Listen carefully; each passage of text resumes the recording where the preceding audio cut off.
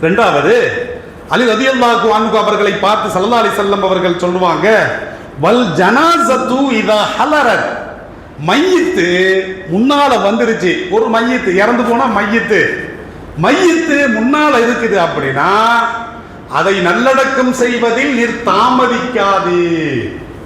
எண்ணிமிக்கவர்களே, இன்னைக்கு அதுதான் நடக்குது. இன்னைக்கு மையத்து விஷயத்தில் நம்ம பார்க்குறோம், பையன் அமெரிக்காவில் இருக்கிறான், ஆப்பிரிக்காவில் இருக்கிறான், ஆஸ்திரேலியாவில் இருக்கிறான், வருவதற்கு 2 நாட்கள் ஆகும், 3 நாட்கள் ஆகும். கடைசியில் ஜனாசாவை எங்கே வைக்கிறாங்க? ஐஸ் பெட்டியில் வைக்கிறாங்க. இது இஸ்லாத்தில் கூடுமா? ஸல்லல்லாஹு அலைஹி வஸல்லம் அவர்கள் இறந்த பிறகு 3 நாள் கழித்து நல்லடக்கம் செய்யப்பட்டார்கள். அதற்கு என்ன காரணம்னா, ஒரு அரசியல் மாற்றம் தேவைப்பட்டது. அதற்கு பிறகு ஆட்சி அதிகாரியாக யார் வர வேண்டும் என்ற ஒரு இக்கட்டான சூழ்நிலை. அதற்காக ஸல்லல்லாஹு அலைஹி வஸல்லம் அவர்கள் ஜனாசா 3 நாள் அப்படியே வைக்கப்பட்டது. இந்த 3 நாள் வைக்கப்பட்ட பிறகும் அத்தர் மாதிரி மணந்துச்சு.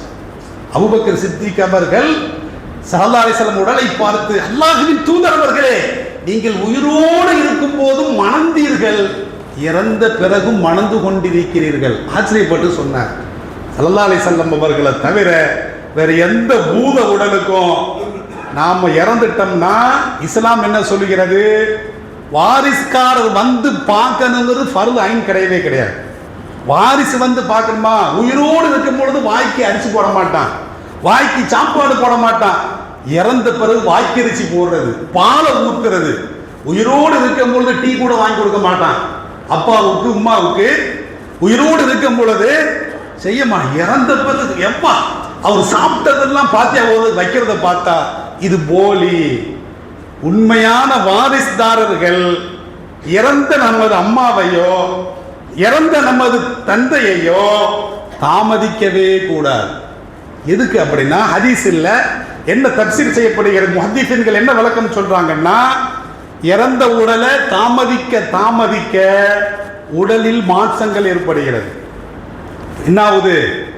ரத்த ஓட்டம் நின்று போயிடுது, குளிர்ந்துரும், உடம்பு அப்படியே குளிர்ந்துரும்.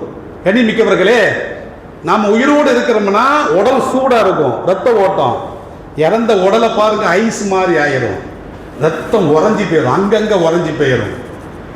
கொஞ்ச நாளாக நேரமாக ஆக உறைஞ்ச இரத்த பகுதியில் இருக்கக்கூடிய அந்த உடலின் பகுதி நிறம் மாற ஆரம்பிச்சிடும். இன்னும் கொஞ்சம் போக போக ஒரு இடத்தில் கழிவுகள் சேர்க்க ஆரம்பிச்சிடும். இன்னும் கொஞ்சம் போக போக இரத்த ஓட்டம் இல்லாதனால பாக்டீரியாக்கள் திங்க ஆரம்பிச்சு அழுகி துர்நாற்றம் எடுக்க ஆரம்பிச்சிடும். இதைத்தான் இஸ்லாம் சொல்லுகிறது. ஸல்லல்லாஹு அலைஹி வஸல்லம் அவர்கள் சொல்றாங்க, இறந்த உடலை நல்லடக்கம் செய்வதில் தாமதிக்காதீர்கள். ஐஸ் பெட்டில் வைக்கிறான். ஸல்லல்லாஹு அலைஹி வஸல்லம் அவர்கள் ஒரு ஹதீஸ்ல சொல்லுகின்ற பொழுது, கஸ்ரு அல்மில் மையித்தி கஸ்ரிஹி ஹய்யன்.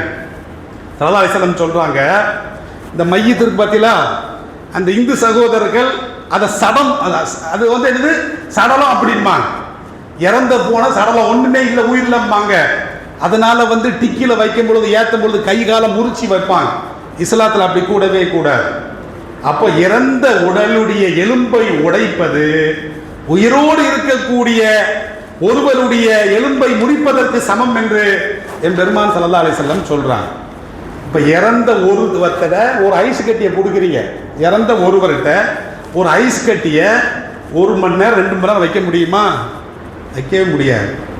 உயிரோடு இருப்பவரிடத்திலே ஒரு ஐஸ் கட்டியை கொடுத்து வைக்கிறீங்கன்னா அவரால் நிரூபித்து காட்ட முடியுமா? ஒரு ஐஸ் பெட்டில் ஒரு 5 மணி நேரம் இருக்க முடியுமா? ஒரு 2 மணி நேரம் இருக்க முடியுமா? முடியவே முடியாது. உயிரோடு இருப்பவர் எதை தாங்க மாட்டாரோ இறந்த உடலும் அதை தாங்க. இப்போ ஐஸ் பெட்டியில் வைக்கிறது இஸ்லாமிய கலாச்சாரம் கிடையவே கிடையாது. என்ன செய்யறது? மையத்தை பார்க்கறது கட்டாயம் கிடையாது, துவா செய்யறது தான் கட்டாயம் என்பதனை என் பெருமான் ஸல்லல்லாஹு அலைஹி வஸல்லம் அவர்கள் தெளிவாக சொல்லி காட்டினார்கள்.